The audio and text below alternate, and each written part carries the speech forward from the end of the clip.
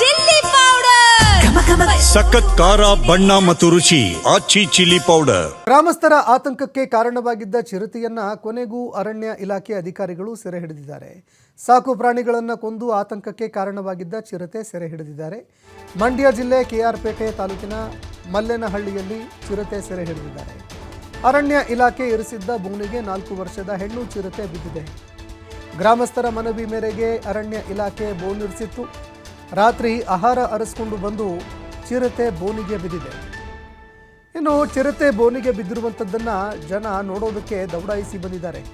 ಜನರ ಗದ್ದಲ ಹೆಚ್ಚಳವಾಗ್ತಾ ಇದ್ದಂತೆ ಚಿರತೆ ಸುರಕ್ಷಿತ ಪ್ರದೇಶಕ್ಕೆ ರವಾನೆ ಮಾಡಲಾಗಿದೆ. ಇನ್ನೂ 3-4 ಚಿರತೆಗಳ ಉಪಟಳ ಶಂಕೆ ಕೂಡ ವ್ಯಕ್ತವಾಗ್ತಾ ಇದೆ. ಹೀಗಾಗಿ ಗ್ರಾಮಸ್ಥರಲ್ಲಿ ಆತಂಕ ಮನೆ ಮಾಡಿದೆ.